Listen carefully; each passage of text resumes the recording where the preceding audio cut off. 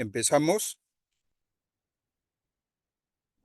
Sí, doctor, ya podemos empezar. Ya se están uniendo. ya. Muy buenas tardes con todos. Quien les habla es el doctor Víctor Sánchez. Soy médico cardiólogo del Hospital Nacional Hipólito Unanue. En esta oportunidad vamos a conversar sobre el síncope.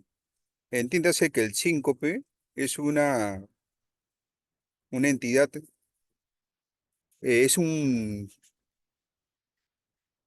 síntoma de muchas enfermedades, no solamente cardiovascular, sino también de otros tipos de enfermedades no cardiovasculares, pero toma una relevancia o una importancia clínica porque el síncope a los ojos de las personas que rodean al paciente es como que, entre comillas, es una urgencia médica, ¿no? Ver a un paciente, a una persona que súbitamente pierde el conocimiento, es algo ya impactante para las personas que lo rodean y para mí, para el propio paciente que después despierta y dice, ¿qué me pasó?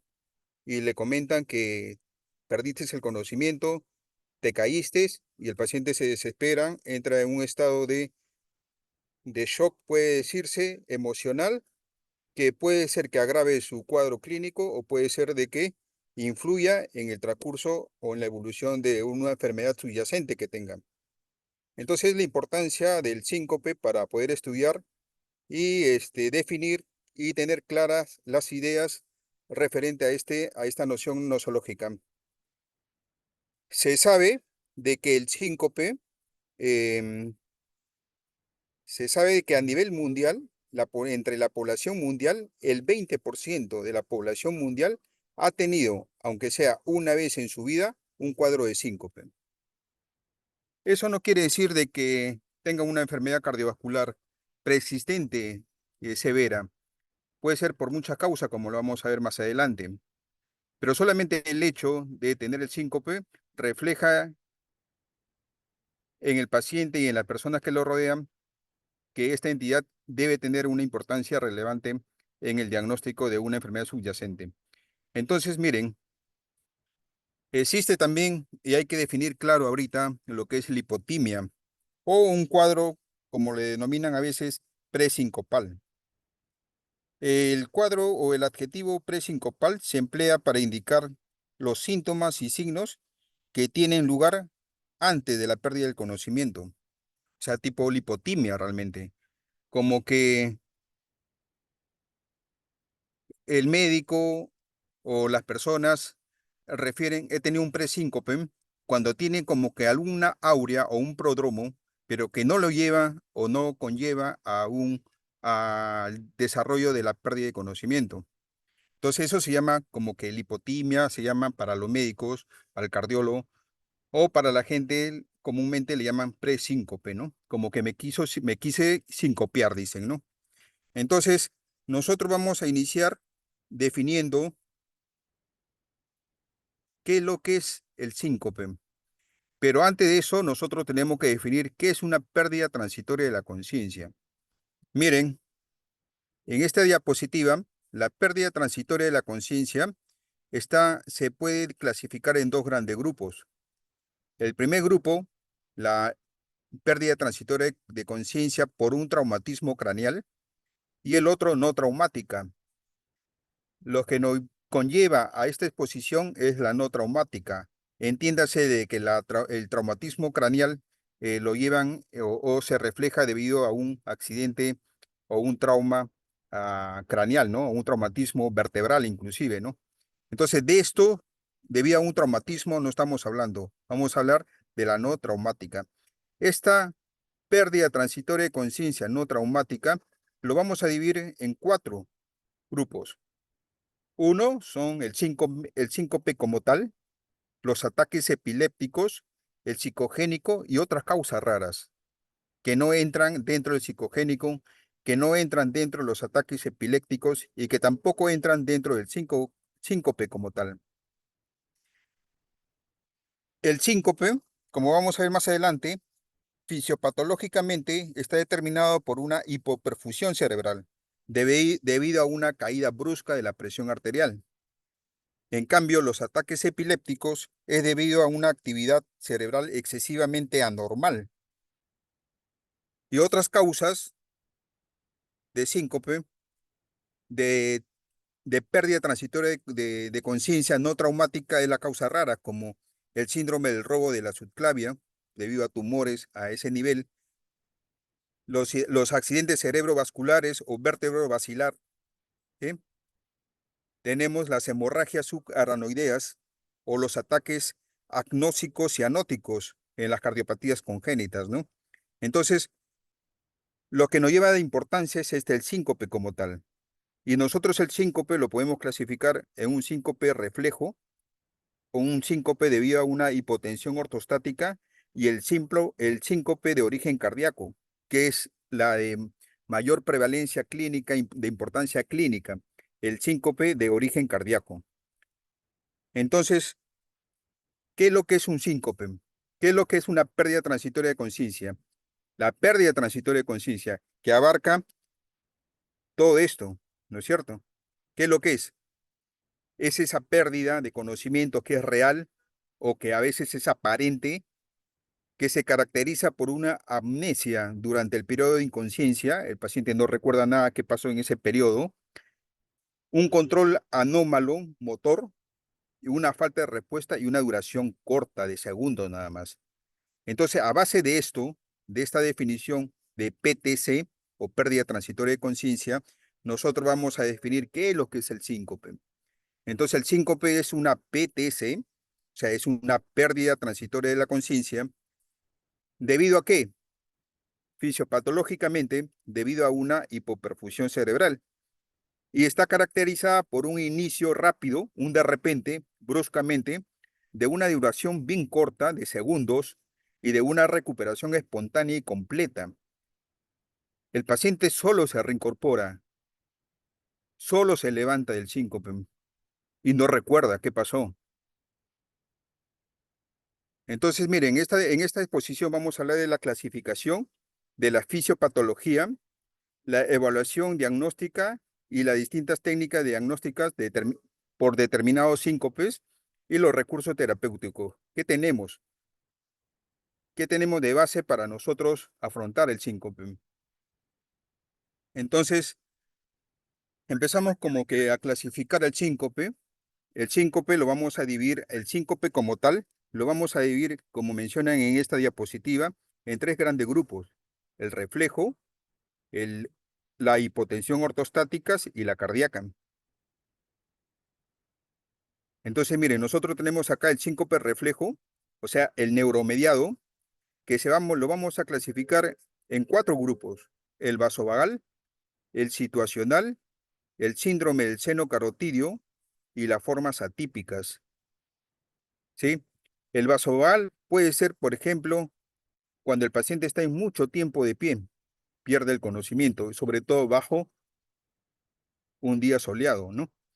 Por ejemplo, emocional, si es que el paciente tiene pánico, tiene miedo, o si es que el paciente observa que del cuerpo observa sangre, el hecho de solamente observar sangre, el paciente sufre de una síncope, ¿no es cierto? Le produce el síncope. Situacional, durante la micción. Situacional puede ser durante la defecación inclusive, durante la tos, los estornudos, tras un ejercicio extenuante, ¿sí? Puedes ver un síncope de tipo situacional.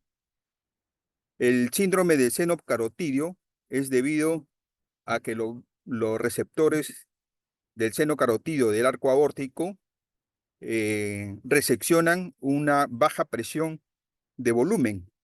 Esto es una depresión de volumen, por ejemplo, en pacientes con una hemorragia digestiva, con una hemorragia, un sangrado copioso, como pacientes que no tienen buena circulación durante la caminata o estando de pie.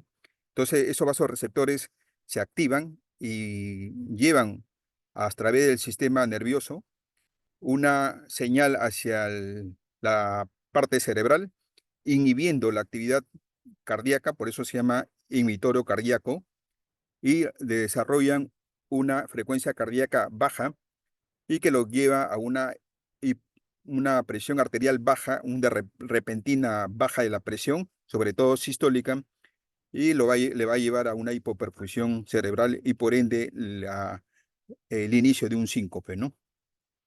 El otro grupo es el síncope debido a una hipotensión ortostática, ¿sí? Entonces, y el otro grande grupo que tiene mucha importancia para nosotros es el síncope cardíaco, ¿no? En este grupo están las arritmias como una causa primaria, que puede ser las bradiarritmias o también puede ser las taquiarritmias. Puede haber alguna enfermedad estructural del corazón, por ejemplo, la estenosis aórtica, que en la estenosis hay síncope, ¿no es cierto? Alguna enfermedad isquémica, un infarto, a cardiopatía hipertróficas, ¿sí?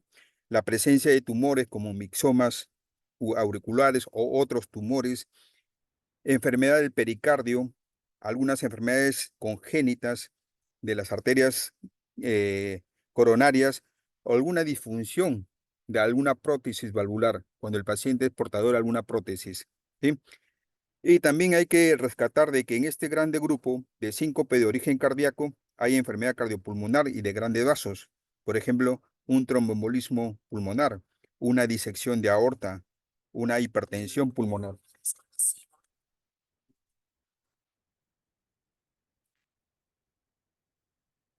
Desde el punto de vista fisiopatológico, nosotros tenemos estos tres grandes grupos, el síncope reflejo, el síncope cardíaco y la hipotensión ortostática.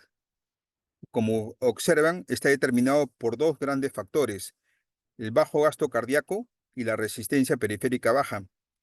Esto hace que haya una presión arterial, una disminución de la presión arterial, sobre todo sistólica, y por ende va a haber una hipoperfusión cerebral que conlleva al síncope, ¿sí? Entonces, para entender nosotros sabemos que la presión arterial es igual a ¿qué? Al gasto cardíaco por la resistencia vascular sistémica. Estos parámetros son directamente proporcionales. Si es que uno de ellos baja bruscamente, va a bajar la presión arterial también bruscamente. Y si baja la presión arterial, eso conlleva una hipoperfusión, o sea, no va a haber buena perfusión cerebral y se produce el síncope, ¿sí? Entonces, ¿cuándo nosotros vamos a tener bajo gasto?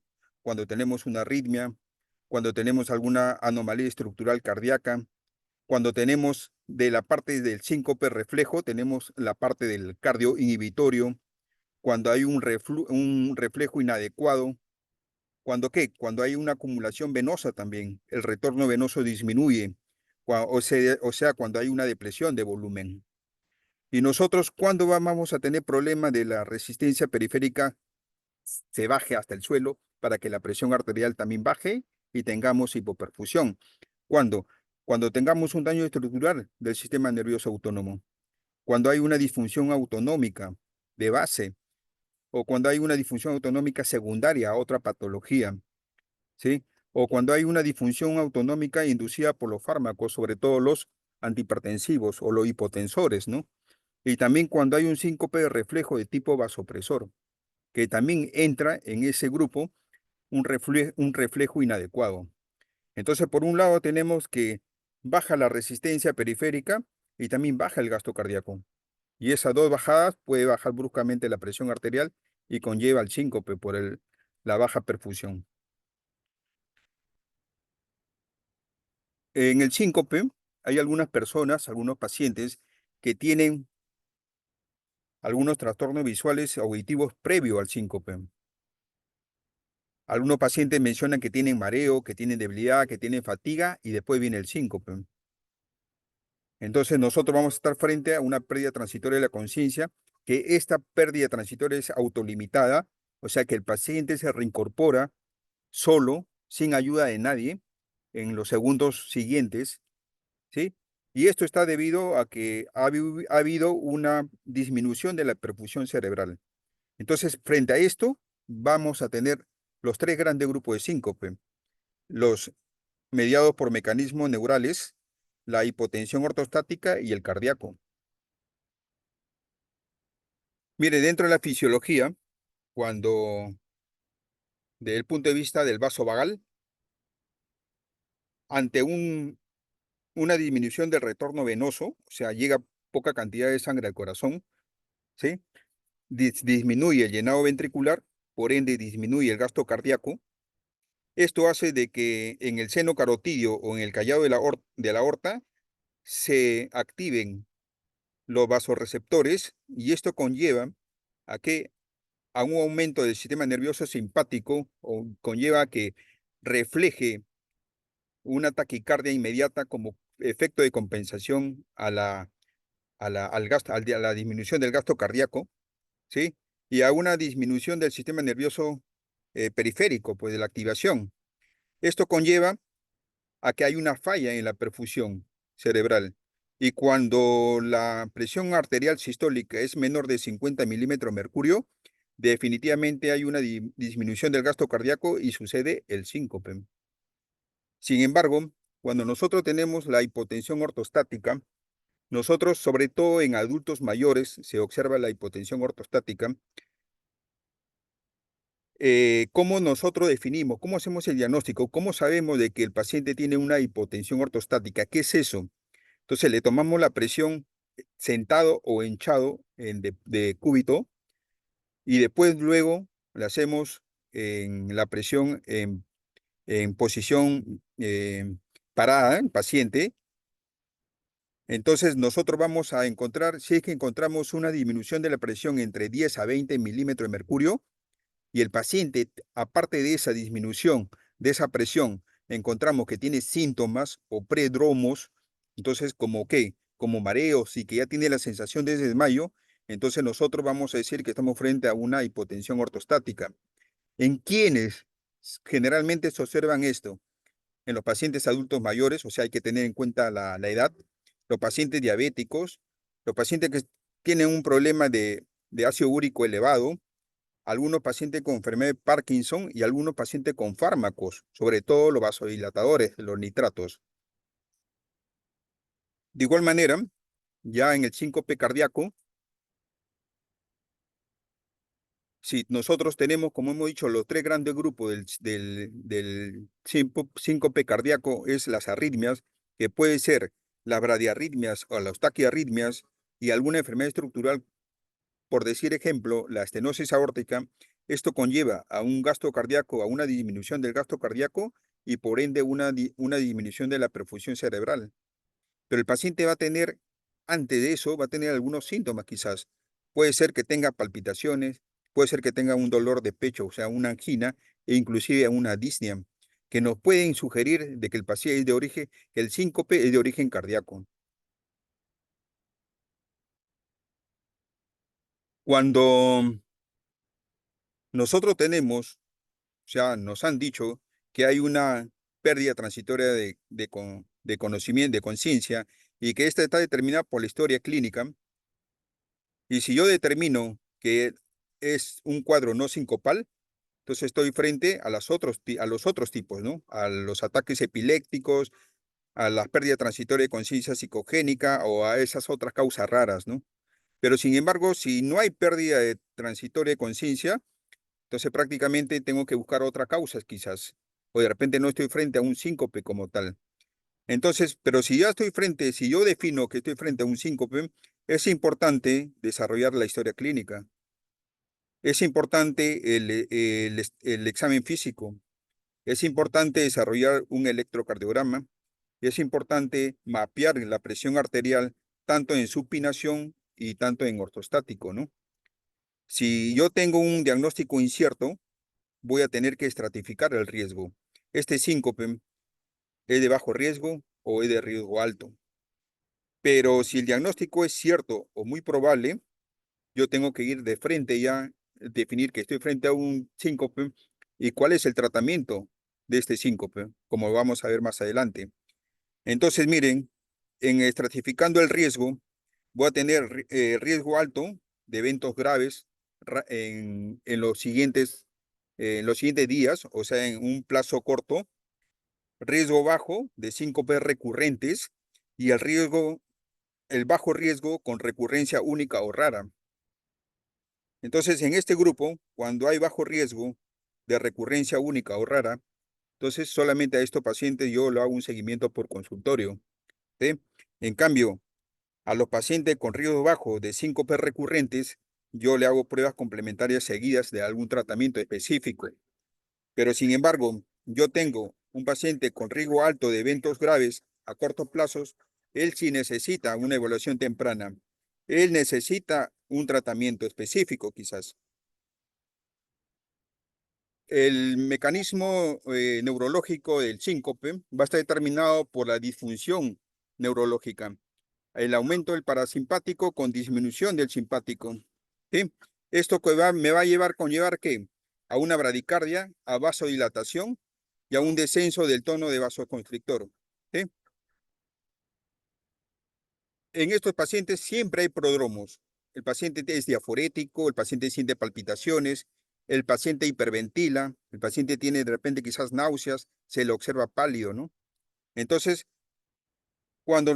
¿cómo yo puedo determinar que este mecanismo neurológico es debido a un síncope vasovagal? Cuando se asocia a un dolor intenso, cuando el paciente entra en un estado de ansiedad o una emoción intensa, pero el reflejo situacional, sí, que pueden deber debido a alteraciones de mucha parte del cuerpo, de los pulmones al sistema digestivo, al sistema genitourinario, alteraciones en el seno carotidio, sí, o inclusive en el propio corazón.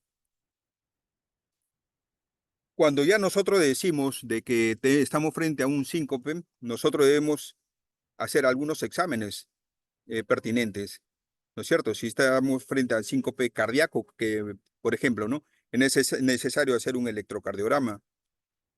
Es necesario hacer la prueba de ortostatismo para determinar si es que estamos frente a una hipotensión ortostática. Es necesario definir que si realmente no estamos de repente ante un síncope como tal, sino de repente a un problema neurológico, se necesita un examen neurológico por parte de neurología, ¿sí? Y necesitamos un examen físico cardíaco, ¿no? Desde una simple auscultación hasta exámenes de ecocardiografía, resonancia, tomografía, electrocardiografía, y sin olvidar que probablemente el paciente necesite hacerse un Holter, o sea, un monitoreo electrocardiográfico de 24 horas. A veces la clínica, solamente en clínica, en consultorio, nosotros ya podemos predecir de qué se trata, si estamos frente a un síncope cardíaco o un síncope vasovagal o un síncope de hipotensión ortostática, con los antecedentes personales, ¿no? Y con la edad de inicio del síncope, teniendo en cuenta que en mayores de 35 años, generalmente el síncope ya es cardíaco, ¿no? De repente estamos frente a una valvulopatía, a una estenosis aórtica. Entonces, con esos antecedentes, yo ya puedo definir de que de repente tengo al frente un paciente con un síncope de origen cardíaco, ¿sí? Entonces, miren, y dependiendo también cuánto tiempo dura el síncope. El síncope como tal dura, digamos, hasta 5 minutos. Más de 5 minutos yo puedo decir, oye, de repente no es un síncope como tal, de repente es una convulsión o es un estado de una hipoglicemia. Entonces voy descartando eso, ¿no?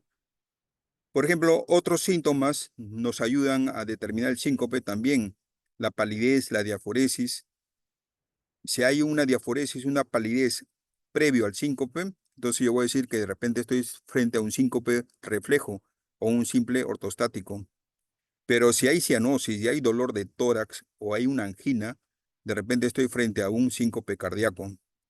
La recuperación, ¿cómo fue la recuperación de ese paciente? También me puede ayudar a definir qué clase de síncope tengo. Si la recuperación es lenta y con síntomas, entonces estoy frente a un síncope reflejo. Pero si la recuperación es rápida, instantánea, y se levanta el paciente en un santiamén, como se dice, rapidísimo, de repente estoy frente a un síncope cardíaco. Y los prodromos también me ayudan bastante a definir si es que estoy frente a algún síncope determinado. Si yo tengo náuseas, dolor abdominal, malestar general, palpitaciones, alguna otra alteración visual, entonces yo estoy frente a un síncope por reflejo. Pero sin embargo, el síncope aparece en bipedestación prolongada. Estoy entonces, o sea, ¿qué significa eso? Que estoy parado largo tiempo y sobre todo bajo un sol fuerte, voy a tener un síncope vasovagal. Pero cuando los prodromos están ausentes, generalmente en el 75% de los casos es un síncope cardíaco. Entonces, miren, para definir prodromos, vamos a encontrar en el síncope reflejo y en el síncope vasovagal. Y cuando nosotros nos ponemos la pregunta ¿cuándo?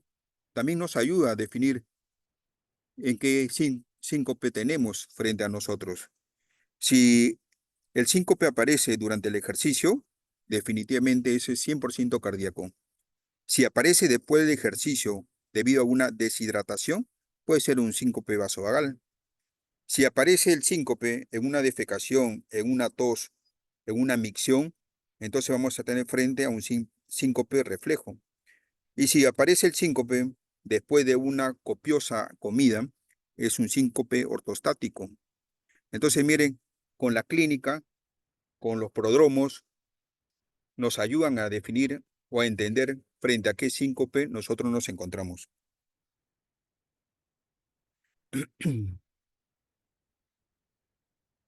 Hay características clínicas que nos pueden indicar el diagnóstico en la evaluación inicial del paciente con síncope. Un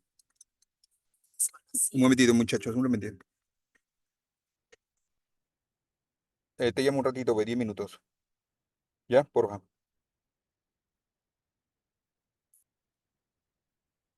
Entonces, mire, la característica clínica, si nosotros tenemos un síncope reflejo, si tenemos un síncope debido a una hipotensión ortostática y si tenemos un síncope de origen cardíaco. ¿Cuándo yo puedo pensar en un síncope por reflejo? Cuando hay una historia larga de síncope recurrente. El paciente sincopea hoy, la próxima semana sincopea, después de un mes otro sincopea, o sea, está meses y años el paciente tiene episodios de síncope. Pero especialmente, como le dije en la diapositiva, ocurre antes de los 40 años. Mayor de los 40 o mayor de 35, yo ya tengo que pensar que puede ser un origen cardíaco. Después de una visión o después de un sonido fuerte, o después de un olor desagradable, o de un cuadro de dolor, aparece el síncope. Entonces es un síncope reflejo. Como le menciono, con un largo tiempo estar de pie y sobre todo bajo el sol, también me lleva a un síncope reflejo. En lugares muy concurridos y calurosos, lleno de personas, que falta el aire, me da un síncope, me lleva a un síncope reflejo. ¿Sí? Alguna activación autonómica ante el síncope, como por ejemplo sudoración, diaforesis, náusea, vómito, palidez, me lleva a un síncope reflejo. Si yo el síncope tengo el síncope con una brusca cambio de posición de la cabeza, o sea, un cambio brusco de la mirada, ¿sí? Esto conlleva una presión del seno carotidio y se activa todo ese sistema del desencadenamiento del síncope por activación de los receptores. Entonces, de repente estoy bajo el síncope reflejo. Pero sin embargo, si es que yo estoy, por ejemplo, al afeitarme, o tengo la corbata muy apretada, o tengo unos tumores en el cuello que al movimiento del cuello me impide o activa el seno carotidio, entonces va a ser un síncope por reflejo. El síncope por debido a una hipotensión ortostática también es cuando el paciente pues hay una depresión del volumen en miembros inferiores, o sea, por una estancia o estando de pie mucho tiempo. Cuando la hipotensión es después de una copiosa comida, ¿no? Cuando hay enfermedades como el Parkinson, cuando hay presencia de alguna neuropatía autonómica, ¿no? Cuando hay cambios en la dosificación de los fármacos, sobre todo diuréticos, que producen hipotensión, como la hidroclorotiazida o la furosemida.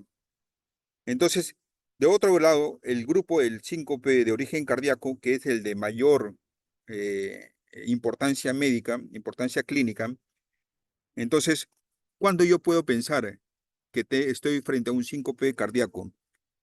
Cuando aparece en el esfuerzo físico, cuando tengo palpitaciones al inicio, seguida, inmediatamente del síncope. O sea, tengo palpitaciones y me sincopeo, ¿sí? Historia familiar de muerte súbita, de causa desconocida.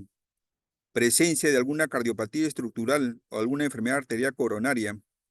Hallazgos electrocardiográficos compatibles con síncope relacionados con alguna arritmia, como que bloqueos, tanto de ramas, bloqueo tanto del nodo AB, alguna bradicardia sinusal asintomática, una fibrilación auricular de respuesta ventricular baja o lenta, ¿sí? Taquicardias ventriculares no sostenidas, síndrome de preexcitación, ¿sí? Síndrome del QT largo, algún síndrome de repolarización precoz. Cuando yo tengo elevación en el cemento ST, tipo patrón de Brugada, que me conlleva a una taquicardia ventricular, cuando tengo ondas negativas en las derivaciones precordiales derechas o unas ondas epsilon compatible con la miocardiopatía ritmogénica del ventrículo derecho, ¿sí? Y cuando tengo alguna otra anomalía estructural, como por ejemplo una hipertrofia del ventrículo izquierdo, compatible con una miocardiopatía hipertrófica. Entonces, miren, el síncope casi lo podemos definir o nos orienta siempre con la clínica.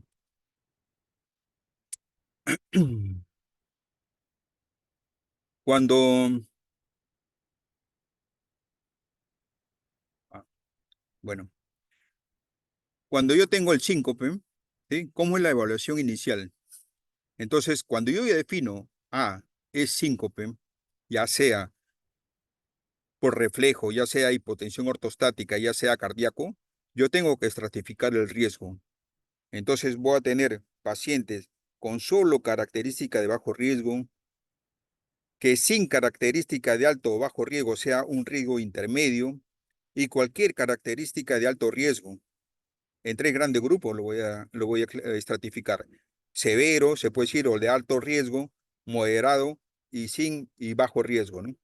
Si bajo riesgo, probablemente esté frente a un reflujo tipo situacional o ortostático. Se puede llevar a la unidad al servicio de urgencias y del mismo servicio de urgencias darle el alta y decirle que venga por consultor externo, que no hay ningún problema, porque es de bajo riesgo. Si es de riesgo intermedio, no se debe de dar el alta de la unidad de emergencia, sino se debe de enviar al paciente a la unidad de observación, al monitoreo. De igual manera, aquellos pacientes con alto riesgo no se deben de dar de alta, se lleva a una unidad de cuidados intensivos, ¿sí?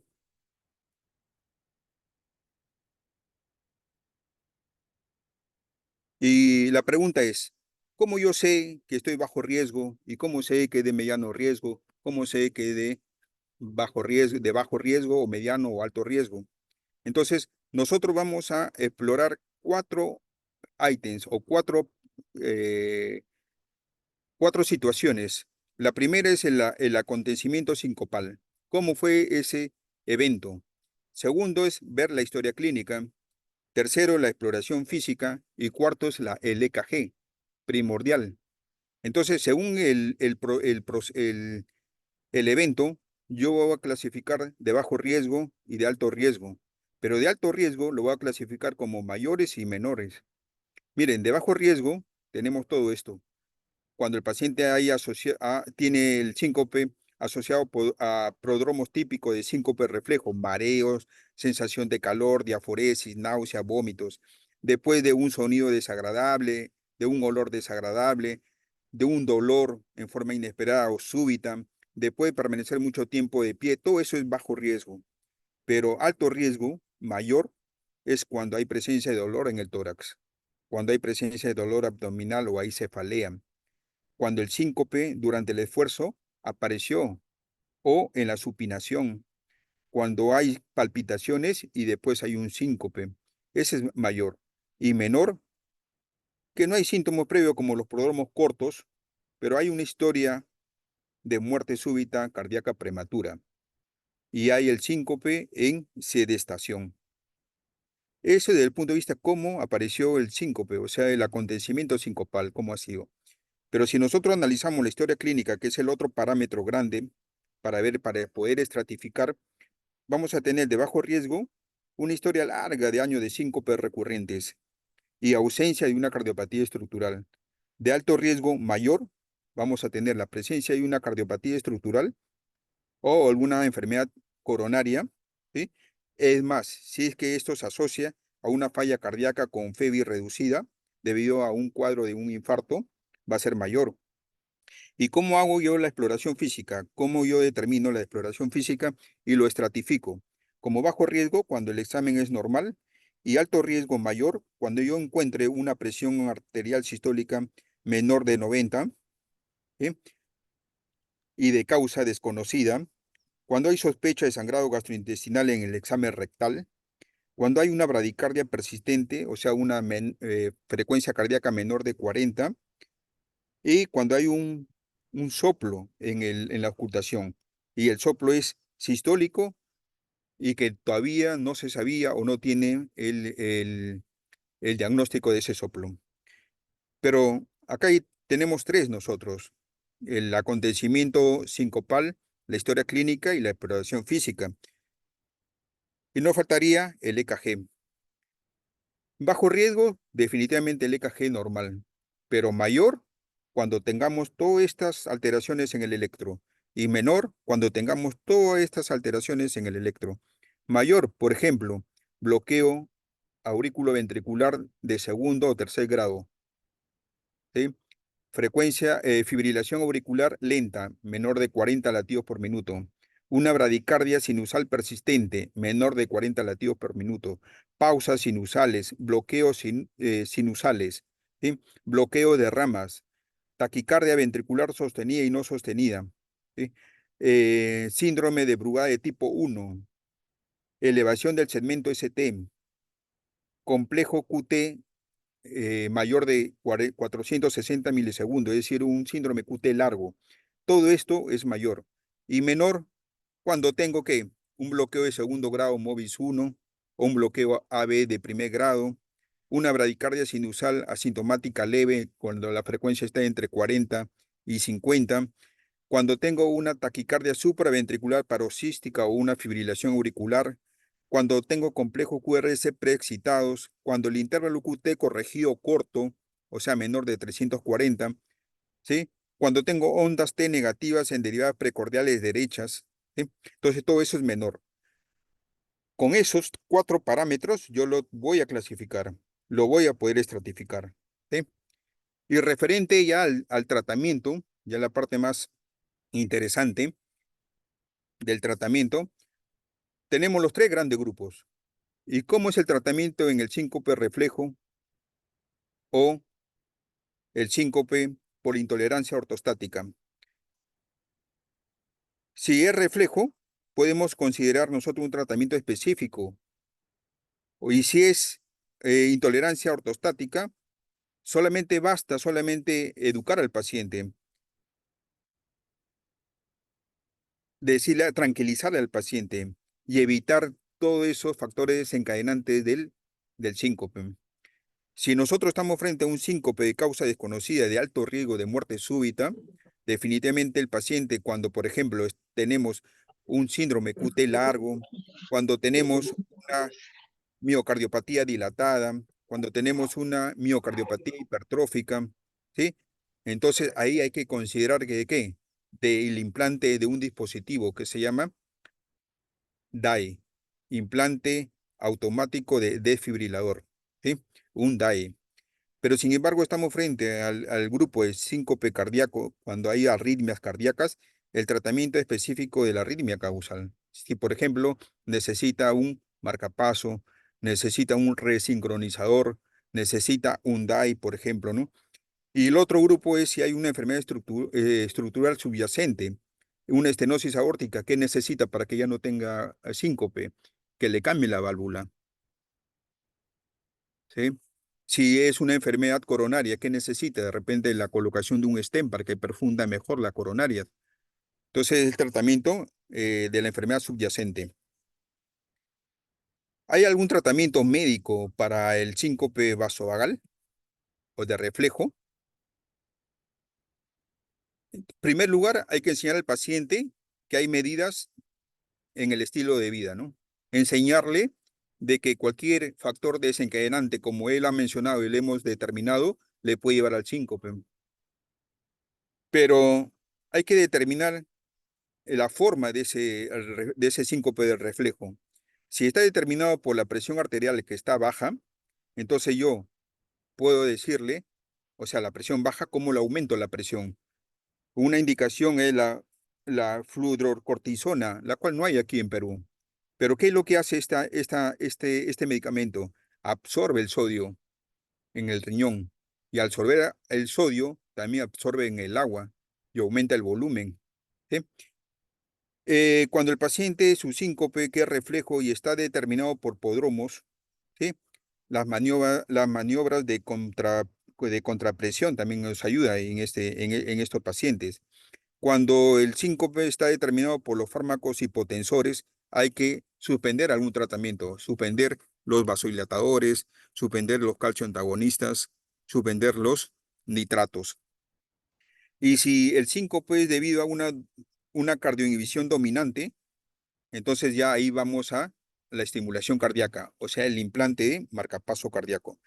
Entiéndase de que el fenotipo de presión arterial baja con la presencia o no de prodromos y los fármacos hipotensores, en este grupo es generalmente a veces los más jóvenes.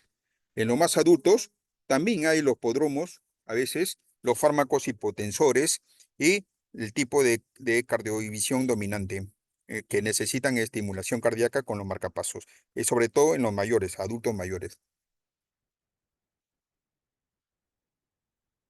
Miren, el síncope por hipotensión ortostática. Sabemos, le enseñamos que hay medidas, que hay que cambiar el estilo de vida. Hay que enseñarle que hay que hidratarse adecuadamente y que hay que interrumpir los fármacos hipotensores o reducir los fármacos vasoactivos en estos pacientes. Si persisten los síntomas, a pesar de eso, entonces ya entran la maniobra de contrapresión, las medidas de comprensión, hay que elevar la cabeza, ¿no? Durante el sueño se puede indicar la fludrocortisona o la midodrina, que tiene el mismo mecanismo de acción. Realmente hay muchos estudios, hay algunos estudios que confirman que, va muy bien, pero hay otros estudios que refutan ese mecanismo, ese tratamiento. Entonces, estas drogas todavía están un poco en algunos estudios clínicos, todavía en espera, ¿no?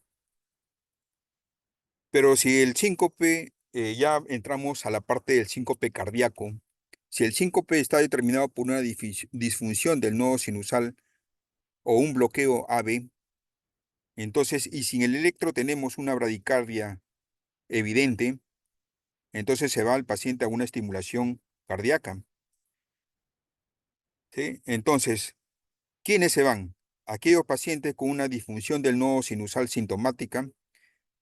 No mucho se recomienda a aquellos pacientes con una disfunción del nodo sinusal asintomática, o sea, una clase 2A. En aquellos pacientes con bloqueo AB de segundo grado, de tercer grado, ¿sí? Se van a estimulación cardíaca. Estimulación cardíaca se refiere a implante de marcapaso. Cuando nosotros tenemos un bloqueo bifascicular, es decir, un bloqueo de rama con un bloqueo del nodo AB, ¿sí? Y un hemibloqueo, o sea, bifascicular, el paciente se debería ir, ¿sí? Debería ir para confirmar el diagnóstico a un Holter, ¿sí? Y a un estudio electrofisiológico. Si en el estudio electrofisiológico se induce a un bloqueo AB, o la pausa sintomática es mayor de 3 segundos, o la pausa asintomática es mayor de 6 segundos, se va a estimulación cardíaca. Pero sin embargo, el estudio electrofisiológico y el Holter es negativo o no se realiza, perdón, No es tan recomendable hacer la estimulación cardíaca. El paciente entraría en un control, en un seguimiento por consultorio externo. Ya terminando, frente a los bloqueos bifasciculares y en un síncope de causa desconocida, nosotros el parámetro que se observa que es determinante es la fracción de eyección. Si la fracción de eyección es menor de 35, el paciente se va a resincronizador con DAI, o sea, resincro y cardiodefibrilador. Pero si la fracción de eyección es mayor de 35%, tenemos que considerar primero un estudio de electrofisiológico. Si esto es negativo, se va a un implante de Holter subcutáneo, y si este es positivo, se va al tratamiento que más le conviene, más apropiado. El otro es, si es que es mayor de 35, no muchas guías recomiendan el implante de un cardiodefibrilador o de un marcapaso cardíaco. Por último, si nosotros tenemos el síncope por taquiarritmias, o sea, y llámese taquicardia ventricular o taquicardia supraventricular, nosotros si tenemos el paciente con una taquicardia supraventricular y hace síncope, debemos llevarle a una ablación con catéter, ¿no? Si el paciente asociado a eso, también le podemos llevar a un tratamiento, ¿sí? Antiarrítmico. Pero si el paciente tiene una taquicardia ventricular, lo más recomendable es llevar la ablación y también es colocarle un cardiodefibrilador. Con menos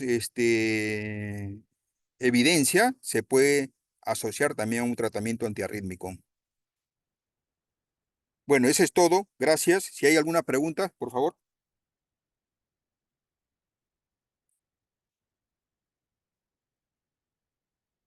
¿Preguntas? ¿Hay preguntas? Doctor, buenas. ¿Aló? Aló, ¿Se me dime, escucha? dime, Sí. dime. Una consulta, doctor. Sí, ¿Es posible que me encuentre casos de una persona que esté teniendo los pródromos de síncope, pero al final no no haya sincopea. tenido... Sí, al final no sincopea. Ya, eso se llama lipotimia, pues, ¿no? Como dije al inicio. Mm, Entonces tengo esos prodromos que quiero desmayarme, que quiero perder el conocimiento, como que me mareo y se oscurece mi visión, pero no finaliza con la pérdida de conocimiento. Entonces, eso es una lipotimia.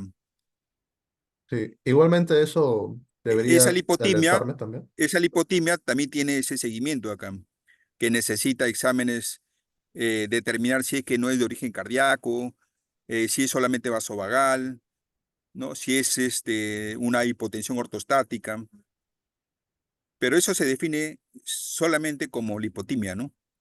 O un presíncope, como le llaman también, ¿no? Ujú. Que Pero es, solamente ¿cómo? por seguridad también estaría dando ese tipo de seguimiento como si fuera un síncope, Sí, ¿no? Para sí, por descartar. eso.